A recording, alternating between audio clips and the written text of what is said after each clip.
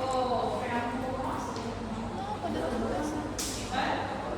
Ok, bien. Cierra la puerta. Tampoco, pero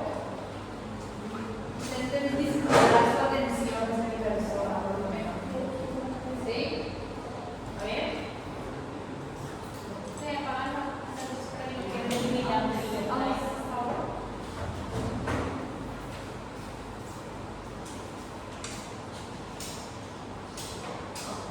Si no me doy cuenta también. Bien, un poquito, hablar un poquito de anemia. Sí, anemia, ya lo dieron en los idiomas anteriores, chicos, como hablaron de anemia surgidas. Segundo, la verdad, ¿y qué hacen con el programa? Medicina interna. Y ya tenía la otra vez, no me acuerdo. Bien. Bueno, un poquito de anemia. Recordar un poquito, bueno, entonces saludemos a los niños. Bienvenidos a esta multitud, a su clase. Bueno, vamos a intentar la pregunta de atención, pero no es una pregunta clave. La niña no es tan fácil como parece ¿sí? Entonces hay unos puntos que quiero que quede claro. Hematología, dos temas importantes de hematología. Anemia sí, púrpura, y menos, que todos ustedes van siempre se va a hablar de púrpura, y menos. Son clases relativamente cortas, pero tienen un grado de complejidad en algunas cosas que quiero que me presten atención. Bien. Recordamos un poquito cuando hablamos de anemia, la eritropoyesis, ¿sí? Eritropoyesis es el proceso de generación de formación de su grupo. Recordar cómo se inicia esto en la médula ósea, ¿verdad? ¿Sí? La médula ósea, estas células van madurando, ¿sí? Hasta el reticulocito, que es la forma todavía inmadura, ¿sí? Del eritrocito, y luego se convierte en eritrocito y todo lo que pasa en la periférica. ¿Está bien? Recordar que este proceso de generación de formación de glóbulos dependen de varias cosas, dependen de una máquina y dependen de un combustible. ¿Sí? Recordar siempre máquina, combustible y un factor que inicie ese proceso de trabajo. El factor que inicia el proceso de trabajo de la eritropoyetina, que sería la llave del agua. ¿Sí? La eritropoyetina que se produce donde en el riñón. Bien. Entonces cualquier problema renal crónico grave va a ser que no tengamos la llave al vehículo, ¿verdad? Entonces ya se puede presumir como una causa probable de anemia, problemas renales, ¿cierto? Bien. ¿Cuál es el motor? La médula ósea, ¿sí? Cualquier problema en el motor o la médula ósea va obviamente a generar problemas en la formación de los eritrocitos, ¿sí? Ahora, para que el motor funcione, ¿qué necesitamos? Combustible. Existen vitaminas o elementos o factores que funcionan de combustible. Ejemplo, vitamina B12, hierro, ácido fólico, ¿sí? Que son fundamentales como combustibles para la generación de estos glóbulos rojos. Bien, ¿qué puede pasar también? Que todo ese combustible o ese producto generado de este proceso puede perderse por el camino. ¿Sí? Recordar que los eritrocitos pueden perderse una vez estaban en sangre periférica. O sea, cualquier situación que implique la pérdida del eritrocito pasado a sangre periférica también puede contribuir a la anemia. Entonces, cuando vamos a hablar de causa de anemia, acuérdense de dónde inicia el proceso, dónde está la máquina, cuáles son los sustratos, cuáles son los combustibles y qué pasa con el producto final. Entonces, cualquier alteración en alguno de ese camino va a producir anemia. ¿Sí? Esto es para algunos niños. Obviamente que las causas van cambiando en orden de frecuencia de acuerdo a la edad nada más. ¿Sí? Bien. ¿Cuál es la causa más frecuente de anemia ferropenina en el adulto? Desnutrición. ¿Cómo? Desnutrición. Adulto. Adulto. Adulto.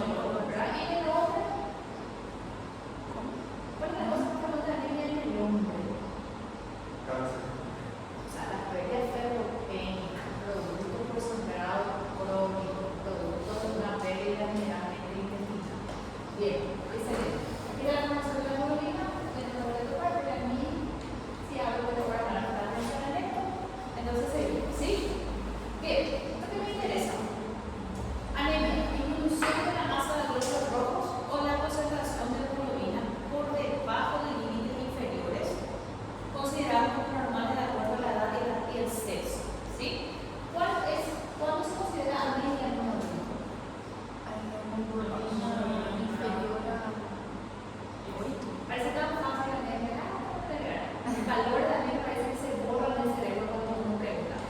Le pasa a mí a veces incluso. Pregúntame que yo tengo que hacer un ajuste cerebral para poder. ¿Cuál es el valor de a partir de cuándo se considera niña en un adulto? Es que la verdad no se lejos. Y mira, así me presenta. Hemos combinado en la web, Ella me dice a partir de cuándo.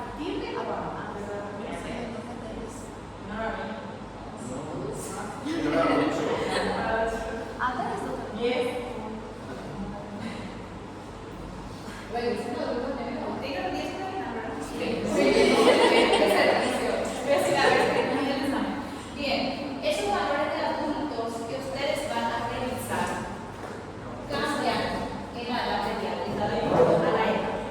¿Sí? ¿Está bien? ¿Está bien? Entonces, como pediatría no es fácil, otra vez estos valores cambian a toda la edad. ¿Sí? Bien. Recordar los valores de hemoglobina recién nacido. Se considera anemia en el recién nacido cuando la hemoglobina es menos de 14. Imagínense, yo tengo hemoglobina de 14, estoy espléndidamente bien. ¿Sí? Un recién nacido 14 se considera anemia. ¿Sí? Lactantes menores, menos de 9,5 o 9, lactantes de 1 año, menos de 11, y niños de 11 a 12 años, 12, menos de 12 para considerar anemia, que básicamente es igual a los valores del adulto. Recordar que en el adulto los valores de hemoglobina dependen del sexo también. ¿Sí? La mujer tiene una hemoglobina bastante menor que la teoría que la de los hombres por las pérdidas sanguíneas, ¿verdad? Bien, valores de hemoglobina en niños cambian. ¿Sí? Bien. ¿Y por qué les parece que va a variar todo de acuerdo a la edad si no están hablando de una persona y no de otra especie? ¿Por qué les parece que existen estas variables de valores de hemoglobina en esta edad? ¿Por qué les parece? ¿Qué pasa? Tenemos recién nacido, pero los valores en sangre recién nacido es totalmente diferente a valores. ¿Por qué razón? Pues recordar que la hemoglobina fetal y la hemoglobina materna se evolucionan, ¿verdad? Entonces, ese proceso de cambio va generando valores normales con el paso del tiempo. Ahora, entre lactantes entre 3 meses, lactantes, vamos a generalizar lactantes menores, vamos a generalizar en lactantes menores. ¿Por qué les parece que las cifras de hemoglobina van a ser menores? Porque hablamos de anemia en un lactante menor de menos de 9.5 dice que va a ser anemia. 9.5 yo me tengo que explicar porque la teoría está, es una duda, ¿verdad? ¿Por qué les parece que en esa franja etaria los valores de hemoglobina van a ser considerablemente menores? ¿Qué sucede? Porque el motor y el combustible no están desarrollados. No. Te voy a dar la otra razón. ¿Por qué me parece? Si quiero hablar de motor y combustible me encanta. Necesito que vea cuál es el problema del motor y el combustible en esta franja etaria. ¿Cómo? No, ya se sucedió en la transición anterior de lactantes. ¿Por qué les parece que el menor de 1 año va a tener hemoglobina considerablemente menor que un niño mayor o un adulto? ¿Por qué les parece? ¿Qué sucede en ese tiempo? ¿Cómo? Excelente. Ese motor que está preparado para 1.0 seguro el 2.2 ¿por qué? ¿Qué sucede en ese tiempo? ¿Qué sucede en ese tiempo? Porque ese motor que tenía que trabajar 1.0 trabaja 2.2 o 3.2 motor, no sé, de un Volvo o de un Audi. ¿Qué sucede en ese tiempo con ese niño sano? La tasa de crecimiento. La tasa de crecimiento es altísima. Entonces, ¿qué pasa? Ese motor no está haciendo suficiente, porque no tenga combustible, tiene combustible, lo que no está haciendo suficiente fisiológicamente para ese crecimiento que sucede en ese primer año de vida, el crecimiento y desarrollo del primer año de vida de manzana final. ¿Sí? Tiene que ver la tasa de crecimiento que sucede, los cambios de crecimiento que suceden en ese primer tiempo. Es altísimo, es el único momento de la vida donde se crece casi en un 25 a 30% de todo el otro bloque de crecimiento sucede en la pubertad. Después ya tenemos un mismo crecimiento, entonces ya está estable. Mi motor que tiene un consumo estable. Entonces mi valor es muy bien ya. Sí. Bien. La anemia se caracteriza según un criterio de fiabilidad.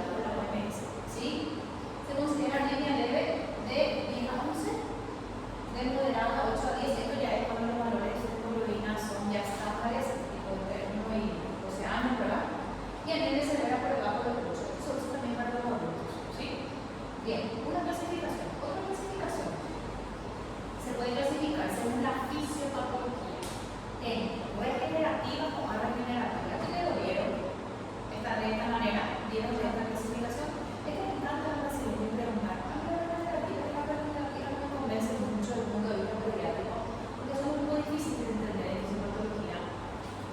Pero es lo que le gusta a la gente que evalúa internacional. No me podría decir, pero tengo que estudiar. Bien. Regenerativas. Aquellas que se producen por un aumento de la destrucción del glóbulos rojos. Recordar que los glóbulos rojos de sangre periférica pueden destruirse, ¿verdad? Y se acompaña de una capacidad regenerativa medular en respuesta a las pérdidas hemáticas. ¿Qué significa regenerativa? Que la médula es capaz de regenerar los eritrocitos que se pierden por la vía periférica. Ejemplo, la hemorragia. ¿Sí? Estoy perdiendo mucha sangre, por ejemplo, acercando a un adolescente que está con problemas hormonales, 12, 13 años, menstrua muchísimo, ¿verdad? Puede generar anemia. ¿Y qué pasa? Esa médula es capaz de generar. ¿Por qué? Porque el problema no está en la médula, está en el consumo periférico. Ejemplo, la hemólisis. ¿Qué son las hemólisis? Destrucción periférica. O sea, hay algún ejemplo, lupus, de gran adulto, ¿verdad? Ejemplo, en algún tipo de anemia hemolítica. Ejemplo, el neo, la hematocrilia de RH. Entonces, hay una pérdida de una destrucción periférica. ¿Y qué hace la médula? Regenera el cuerpo. Eso es bien. Luego tenemos las arregenerativas. ¿Sí? Cuando no se puede regenerar la pérdida que ocurre en algún lugar, no se puede regenerar adecuadamente. Puede regenerarse de manera parcial o puede no regenerarse. O sea, donde está el problema es el motor no está funcionando adecuadamente. ¿Y por qué puede tener problemas del motor? Causa frecuente déficit de hierro, B12 y ácido fólico. Obviamente el médula no va a funcionar si no tiene sustrato para generar el problema. ¿Sí? Entonces, las ferropénicas van dentro de las arregenerativas. ¿Por qué? Porque funcionan como combustible para la producción de esa hemoglobina. ¿Entendido? Bien. Depresión medular, ahí tenemos las anemias aplásicas, tenemos los linfomas, las leucemias, no hay problema ya. ¿Sí? Y recordar la afectación renal.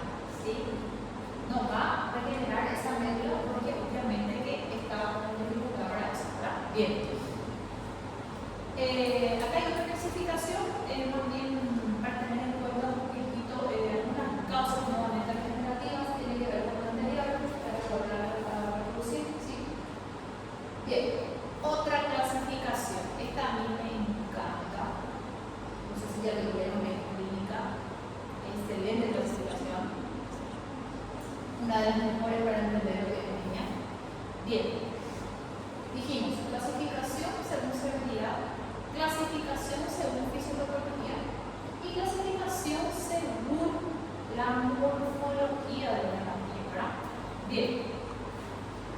¿Cómo se hace una clasificación? Se utiliza lo que se llama índices eritrocitarios, que lo han escuchado, ¿verdad? ¿Sí? Tenemos 3 índices eritrocitarios importantes, o también llamados constantes corpusculares a la escuela. ¿Sí? Índice eritrocitario o constante corpuscular, ¿sí? DCM es el volumen corpuscular medio. Se agarra una hematía y se mide el volumen o el tamaño de ese hematía. Generalmente suele ser a ojo, no suele ser tan así como ello, ¿verdad? Bien. HBCM, hemoglobina corpuscular media, se mira el color. Recordar que ¿qué es lo que determina el color del linfocito? Los niveles de hemoglobina. Cuanto más hemoglobina tenga el linfocito, más rojo va a estar. Cuanto menos hemoglobina tenga el linfocito, más claro va a estar, ¿verdad? Y la concentración de hemoglobina corpuscular media. Eso también tiene que ver con los valores de hemoglobina. Bien. El que más suele importar para determinar la clasificación dentro de los 3, son los 3, pero hay uno que es más importante, que es el BCE, el volumen corpuscular.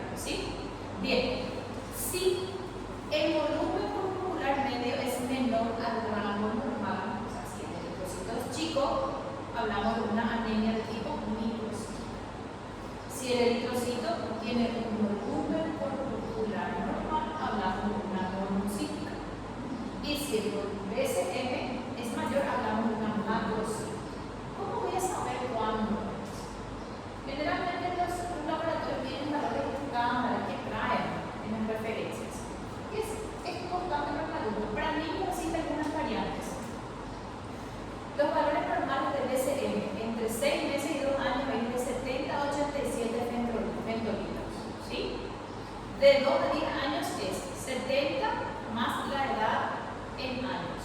¿Sí? Se hacen valores de referencia. Bien, para calcular el valor normal. Bien. Ahora, anemias hipocrómicas microcíclicas son aquellas en las que el ISM es menor, ¿verdad? Hipocrómica, perdón. Ejemplo, la causa fundamental de una anemia microcíclica es el déficit de hierro. Cuando ven un laboratorio informa BCM bajo, estamos hablando de una anemia de tipo microcíclica, ¿verdad? Por déficit de hierro general. Otra causa, intoxicación por plomo, enfermedades crónicas, síndrome de talasemia, son más raros. En niños la causa más frecuente es la deficiencia de hierro. ¿Sí? Bien. Anemia normo-normo. ¿Sí? Aquella donde el BCM es normal. Ejemplo, alguna pérdida aguda, hemorragias, hemólisis, hipotiroidismo, enfermedades renales, ¿sí? Y las macrocíticas son aquellas cuando el BCM está aumentado. Se produce por una maduración de eritrocitos eficaz, salen eritrocitos grandes y mal formados a la circulación periférica con capacidad insuficiente, ¿sí? Para cumplir con su labor. La causa más importante de estos tipos de anemia son el déficit de vitamina B12 y la ácido fólico. ¿Okay? Bien. Ok, aquí le dejo otra vez. Es lo mismo que dijimos, son clasificaciones nada más para que lo tengan presente para estudiar. ¿Sí? Diferencien bien cuáles son las causas microcíclicas, cuáles son las causas megaloblásticas. ¿Está bien? Bien. Tenemos este laboratorio. ¿Sí? Bien. Este laboratorio es un laboratorio real. Chicos, por favor, silencio. Si es que van a hablar tenemos este laboratorio, ¿sí? Bien. Lo primero que tenemos que hacer en un laboratorio, ¿qué cosa es? Observar los valores de hemoglobina, ¿verdad? Este es un niño, ejemplo, en el caso clínico, este es un niño de 11 años, ¿sí? Que está con bajo peso, cansado, desanimado, ¿sí? Válido, viene a la consulta y la mamá le solicita un laboratorio rutino que dice que le ve muy bajo. Perfecto. Trae el siguiente laboratorio rutino de niño y vemos el siguiente laboratorio. Valor de hemoglobina 9, ¿verdad? ¿Estamos ante una anemia sí o no? Sí. ¿Cuál es el valor normal para este niño según su laboratorio? ¿Cuánto? Menor de 12 ya es Exactamente, perfecto, eso es 9. Ahora, ¿cómo clasificamos una anemia según el nivel de severidad? sería más severo. Nivel de severidad, fíjense, moderada. Ahora, ya tenemos una anemia moderada. Perfecto, ahora debemos saber las causas que es lo más importante, ¿verdad? Bueno, ¿quién me puede ayudar en este laboratorio? Obviamente yo tengo que hacer un interrogatorio, un examen físico y todo. Ahora, laboratorialmente, ¿quién me puede ayudar en este laboratorio para saber la causa? Voy a mirar mi BCM, que es mi volumen corporal. ¿Cuál? ¿Dice acá? ¿Está bajo o aumentado? Bajo, para 65. Voy a mirar mi hemoglobina corporal media, también está baja. Entonces también está alta.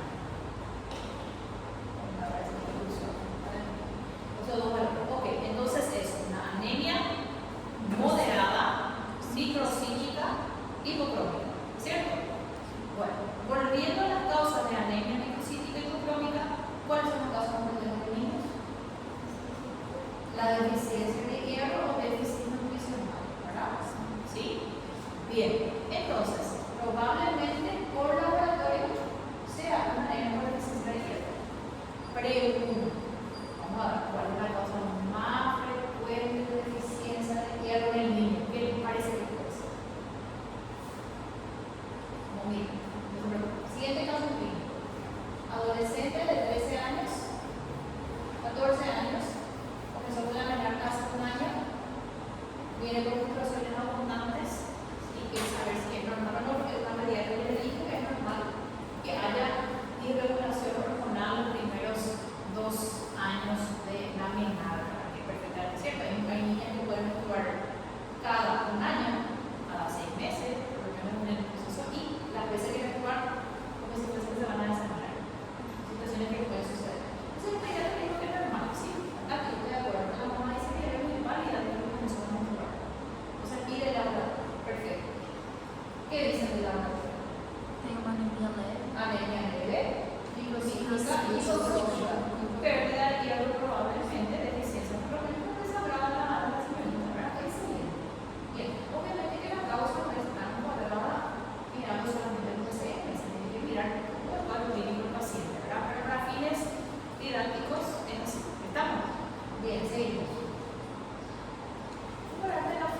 ferropénicas no son las más frecuentes en pediatría. ¿Sí?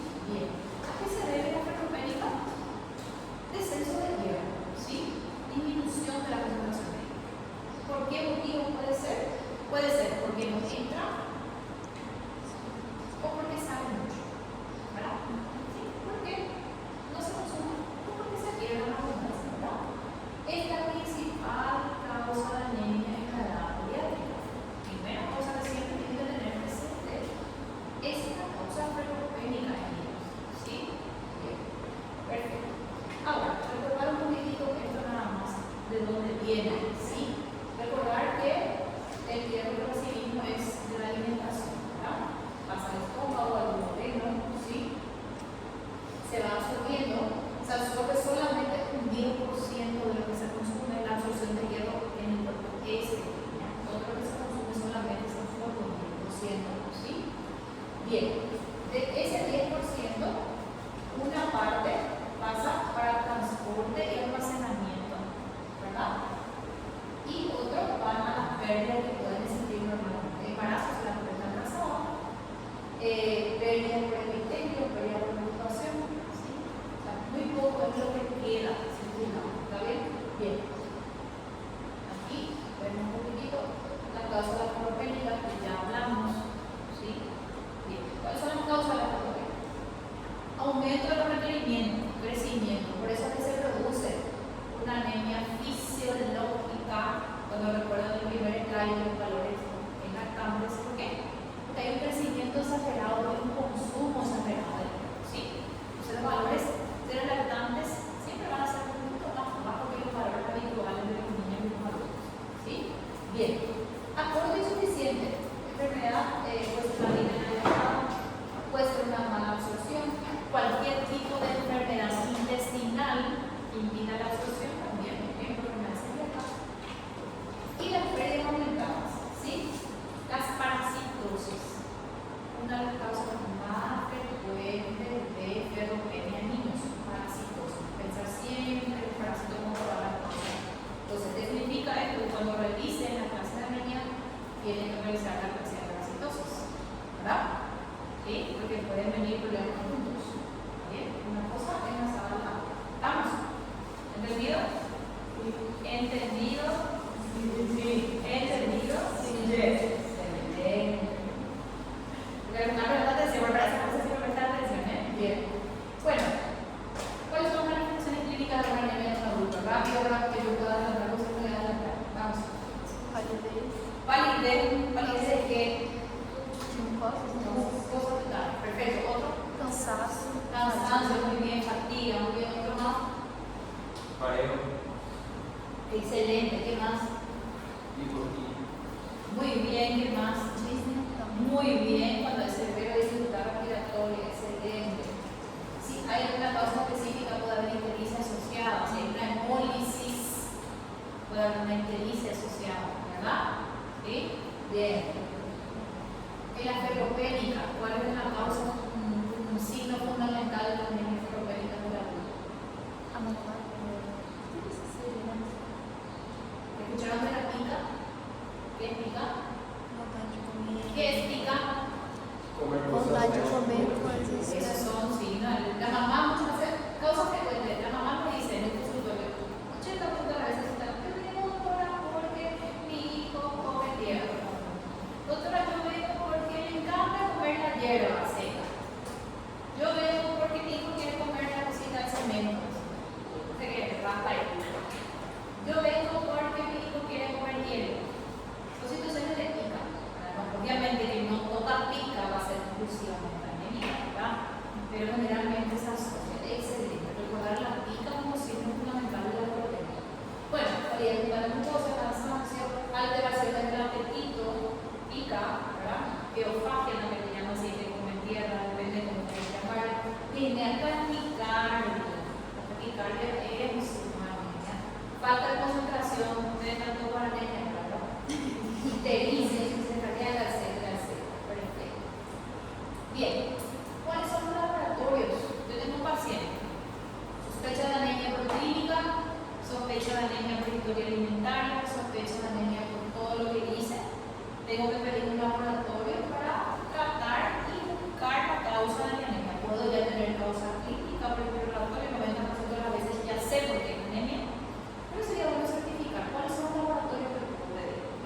hemograma. El hemograma siempre debe incluye constantes curriculares. ¿Para qué? Para que se digan y tener una aproximación de glóbulos blancos. Tenemos que tener, ¿por qué glóbulos blancos? A veces nada más fácil infección. Muy bien. ¿Por qué glóbulos blancos? Para la función celular, puedo tener una leucemia que está desencadenando esa anemia. Para la función plaquetaria, coagulograma, puedo tener sangrados que haya tenido ese paciente, ¿verdad? Como causa de la anemia hemopénica, excelente. Frotis de sangre periferal, frotis. Muy bien. Reticulocitos. ¿Qué son los reticulocitos? Exacto. Si es regenerativa, ¿cómo van a estar los reticulocitos? Están normales. No. Aumentando. ¿Por qué? Porque son porque venimos más. Y si es regenerativo, ¿cómo van a estar los reticulocitos? ¿Qué significa eso? Porque la médula no está funcionando. Entonces, todo eso ayuda a una aproximación diagnóstica. ¿Verdad? Ejemplo, puedo tener un hemograma. Globina 5, ¿verdad? Glóbulos blancos 78.000, neutrófilos 10, blanco de sangre, plaquetas 10.000, reticulocitos 0,000000. ¿Qué voy a pensar? ¿Qué voy a pensar? Si se sabe claro, ¿qué voy a pensar? No lo sé. Algo oncológico celular. ¿Entiendes? No sé, ya tengo algo regenerativa, porque mi recurso tan bajo. ¿Y por qué algo regenerativa? Entonces empezamos a ver el problema medular. Glóbulos blancos por encima, hemoglobina púrpura, acá tiene que haber alguna leucemia o alguna displasia. ¿Sí? Entonces todo tengo que ver. Excelente. Ferritina para ver los depósitos de hierro. ¿Sí? Excelente. Bien. Ya lo vimos. Frotis de sangre periférica. ¿Sabe lo que es un frotis de sangre periférica? ¿Sabe lo que es? Bueno, ¿para qué sirve y qué es? El frotis de sangre periférica se toma una gota de sangre, que es la sangre periférica. Se pone una gota y se estira o se extiende sobre un cubre portaobjeto del laboratorio y se observa directamente la morfología de la matriz. ¿Sí? ¿Bien? ¿Qué se ve? El tamaño. ¿Sí? Ahí se ve si se certifica si es micro hipo. Tiene que certificar, porque recordar que los DCM son valores de máquinas. La máquina es la que mide. ¿Sí? Pero el bioquímico debe certificar así. Se ve pequeño y se ve como un color normal. Se ve el matriz que no tiene forma normal, es característico de tal enfermedad. No, se ven rasgos. Se tiene que observar el bioquímico y escribirlo. Ejemplo. Aquí tenemos un frotis de sangre periférica normal. Se extiende, eso se tiñe y se observa. Así tiene que ser lo normal. ¿Verdad? Anemia hemopénica. ¿Hay diferencia? Sí. Microcítico, hipocrómico, diferentes formas, malformados. Entonces, eso es lo que informa el bioquímico. Y generalmente el 99 a 100% de las veces tiene que correlacionarse. Recordar que esos valores de SM que vimos en el examen anterior, el bioquímico mide con una regla, eso lo mide la máquina. ¿Sí? Que siempre es certero, pero el bioquímico tiene que ser capaz de certificar lo que dijo el SM y entonces debe informar. Se observa microcitosis, hipocromía, hematíes malformados, entonces eso ya es un informe de bioquímico. ¿Está bien? Bien. Claro, lo que dijo, lo mismo. ¿Sí? Bien. Tengo una anemia ferropénica, es la causa más frecuente. ¿Sí? ¿Cómo vamos a tratar esa anemia? ¿Sí? Si es ferropénica, entonces obviamente la dieta, adecuar la dieta del niño, ¿sí? Con alimentos que contengan mayor índice de hierro. Esa es tarea complementaria. Para buscar ustedes cuáles son los alimentos que se fabrican con hierro, ¿verdad? Tratamiento de la parasitosis asociada. En mi experiencia, en la experiencia latinoamericana, siempre que trato anemia, debo de la parasitosis. Tengo un resultado de parasitosis. ¿Sí? Tengo que ver la parasitosis. En Paraguay, en esa parasitosis es altísima. Entonces, mi hierro se va a acompañar al menos de una o dos dosis de alimentación.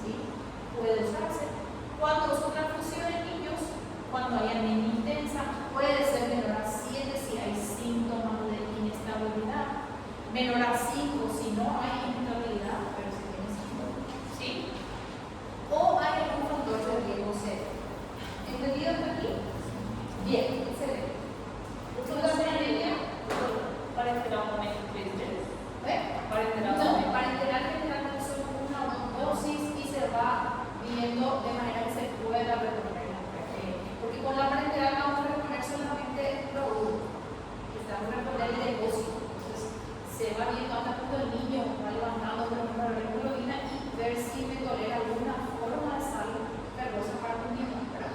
Y si no, se van haciendo a veces una vez por semana, a veces durante un mes, depende de cuánto alcanza con el hemoglobina. ¿Está bien? Bien. Bien.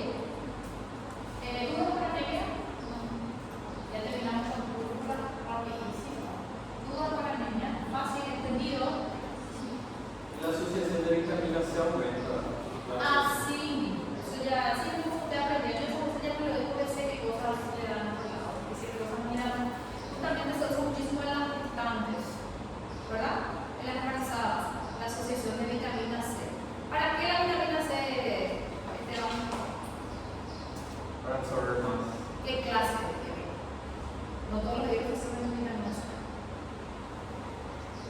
Clase. ¿Qué clase de hierro hay en la alimentación? El hierro hemínico y el no hemínico. La vitamina C absorbe el hierro no hemínico que se contiene en los vegetales y en otros productos no cárnicos. Entonces la vitamina C favorece la absorción del hierro no hemínico. Por eso, por ejemplo, se le orienta a la gestante, bueno, vas a comer tu carne, o tu huevo, o tu morcilla, qué sé yo, con tu ensalada que tiene que tener limón. Sí, la morcilla se da. La morcilla es uno de los alimentos más ricos que hay para las gestantes. Las morcillas caseras, sí, se debe indicar. Nosotros usamos mucho los niños desnutridos. Las morcillas caseras, fantástico para llevar. A veces el niño no le gusta tanto el hígado, le funciona mucho mejor la morcilla. Y si se prepara bien, tiene niveles altísimos de hierro, que es hierro puro de consumo. ¿Sí? Bien, excelente. Bueno, hasta aquí. ¿Dudas? Rapidito. Todo lo que tenga alto índice férrico. Recuerda que no solamente lo rojo tiene hierro, lo verde también. ¿Sí? Lo verde es justamente lo verde es hierro no hemínico. Y hierro no hemínico se absorbe bastante con vitamina C. Señora gestante o alta criatura, los niños recomiendan ensalada muchas veces. Esta recomendación es más para las gestantes, ¿verdad? Señora, tu ensalada, tenés que ponerle tu limón constante, no evitar la sal, porque te va a dar edema, ¿verdad? Y con tus limones, entonces eso favorece a que se absorba el hierro no hemínico de los verdes que consume y favorezca en parte la absorción del hierro contenido en carne que consume. ¿Está bien? Y con suplementación, ¿verdad? Y recordar que la vitamina C es un cofactor. Todo lo que sea cofactor que hace acelera el proceso metabólico, entonces acelera también la producción de hierro. Bien. Bueno, púrpura Charlie Henoch. ¿Nunca escucharon este nombre? Sí, de verdad, leí en internet. Yo lo puse varias veces. Púrpura Charlie Henoch es una patología relativamente frecuente en pediatría. Relativamente suelo ver un promedio de 3 a 4 niños con púrpura Charlie Henoch por año más o menos. Depende mucho de muchos factores, pero se pregunta mucho en los planes internacionales. No sé por qué les gusta tanto. ¿Qué te agrada? ¿Te agrada? Así que, mira, bien. ¿Qué es la púrpura Charlie Henoch? Púrpura Charlie Henoch, o también se le llama vasculitis por IgA. ¿Sí? Si dice vasculitis, ¿verdad? Por IgA. También se denomina vasculitis de pequeños vasos. Chicos, así están conversando. Niñas, silencio. Bueno, tenemos la vasculitis de pequeños vasos. ¿Qué significa? Predominantemente capilares, venas y arterias. ¿Qué pasa en las vasculitis por IgA? Hay un fenómeno de depósito de inmunocomplejos de IgA en la pared vascular. ¿Dónde escucharon este nombre en esta patología? Depósito de inmunocomplejos. Vamos a ver si el cerebro te funciona tal cual. Depósito de inmunocomplejos hacia la onda de muy bien. ¿Qué tipo de inmunocomplejos se depositan en la órgano y nombre. Es la palabra fundamental de esa letra. ¿Qué tipo de números complejos? Revisen, esa pregunta es bien, excelente. Acá también se necesita el inmuno complejo. ¿Qué entienden por inmuno complejo?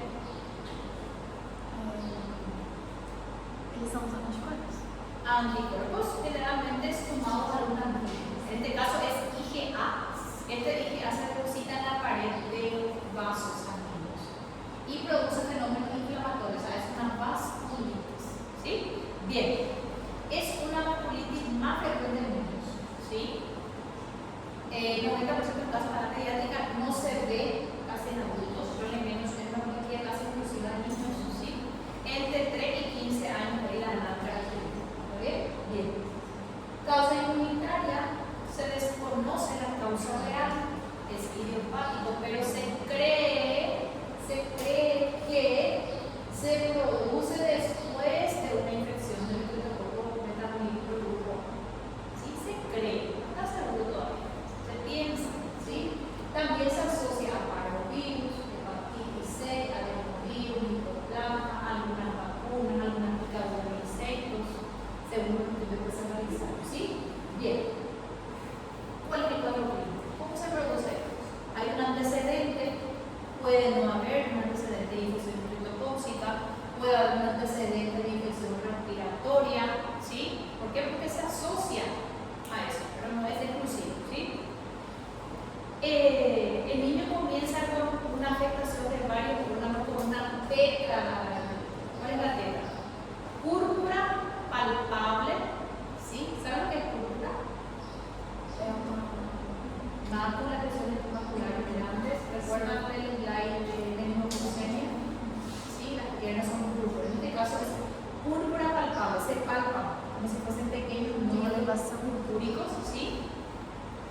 En ausencia de trombocitopenia. Generalmente para la púrpura tiene que haber trombocitopenia. En el caso de el shock es púrpura palpable, sin trombocitopenia, sin problemas de coagulación.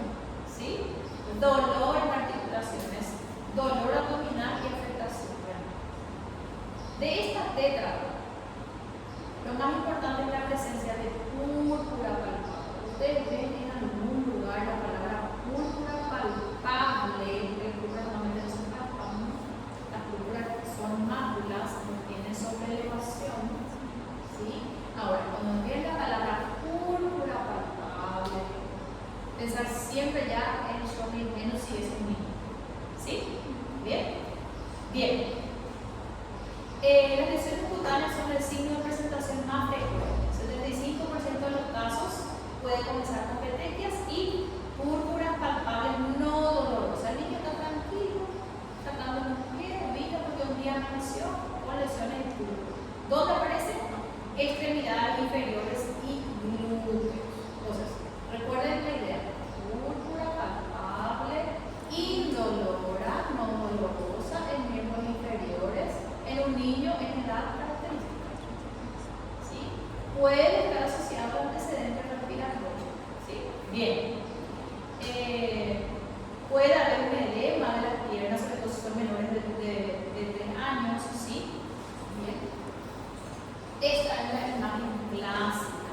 ¿Sí?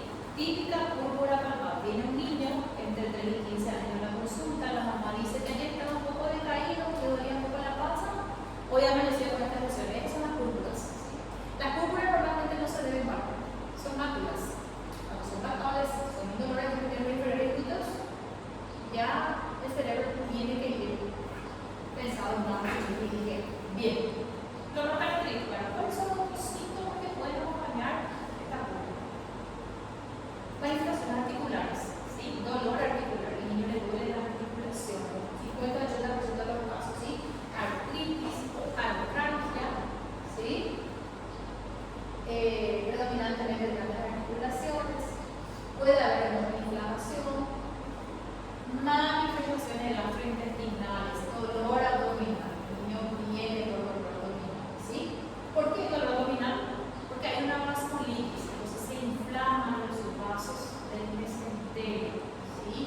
puede producir edema. Esos vasos inflamados del intestino pueden producir pequeñas hemorragias. Incluso, ese niño puede tener pequeñas hemorragias intestinales, ¿sí? Recuerden ustedes cuando leímos imaginación, cuando lean las causas secundarias de imaginación, van a encontrar purgaciones que puede producir imaginación, ¿sí? Se puede asociar, ¿por qué? Porque ese intestino se encuentra inflamado. Entonces, ¿qué pasa cuando ese intestino se inflama en una porción? ¿Qué pasa con la porción proximal? Intenta vencer la zona crucería. Imagina. La causa, cuando lea, asocian otra vez. Bien. Manifestaciones neurológicas. Puede haber dolor testicular, ¿sí? Escroto agudo, epididimitis, recuerden la clase anterior, tuberculosis y fiebre como causa de dolor testicular, ¿sí? Había nefritis, o sea, puede afectar cualquier órgano, porque recuerden que es una vasculitis. Todos los órganos donde haya circulación, obviamente, pueden estar afectados, ¿sí? Los más frecuentes son articulaciones, intestino, zona genitourinaria urológicas. Esas son las más frecuentes que aparecen, ¿está bien? Bien, ¿cómo hago el diagnóstico de la malformación? ¿Sí? Diagnóstico no hay un estudio, ¿sí? Este estudio de pedir en el caso, por ejemplo, de la nefritis. ¿Qué estudio tengo que pedir? ¿Alguien se acuerda? ¿Qué estudio se pide para la nefritis? Esterotoxina, para hacer el diagnóstico colesterol. Complemento, obviamente, los números de complemento son CPS, ¿cuántos es importante? Aquí no existe un estudio específico, ¿sí? La sospecha es clínica, ¿verdad? Orina simple. ¿Cuál es el rol estándar en caso de que querramos hacer diagnóstico de elección? Sería la biopsia de vasos. Obviamente, para nosotros los niños vamos a tirar una biopsia de vasos porque el pronóstico es benigno. ¿Verdad? Se hace una biopsia donde muestra cambios sugestivos y constata los depósitos de IgA a nivel de la pareja. Obviamente no se llega a eso. Vamos a hacer una biopsia vascular para saber si es una púrpura o siendo que clínicamente está bien establecida, ¿verdad? Pero si este caso de la afectación renal progresa, entonces se quiera o se necesita en esos casos ser, bueno, bien, pronóstico de la enfermedad benigno, autolimitador, resuelve rápido, con corticoides. El tratamiento es corticoides, una unidad reposoría por 13 días y mágicamente desaparecen los cambios de la situación. Entonces, por eso necesito ir a una biopsia para diagnóstico, porque el pronóstico es bueno. Hay casos excepcionales donde el daño renal progresa y generalmente hay otras causas y ahí sí se tira la biopsia. Y tratamiento de los síntomas asociados, si hay dolor, AINES, ¿sí? Reposo, dieta adecuada de hidratación, control de las complicaciones, poder de imaginación, poder de agudo. Entonces, se tratan las complicaciones en esos casos. ¿Está bien? ¿Dudas? Doutora, então não tem nenhuma complicação no próximo associado? Exactamente, pueden existir la imaginación y demás, pero esos son casos ya bastante seleccionados. Pero el pronóstico es bastante bueno. Generalmente, niños tienen internación. A veces que yo logramos pegar curva, hacemos um ambulatório. Se, por exemplo, a mãe acaba não levando a criança, ele não é tratada, ela também não pode permitir a enfermidade? No, necesita corticoides. Sí, necesita corticoides. Muy pocos son que tienen una relación con porque el dolor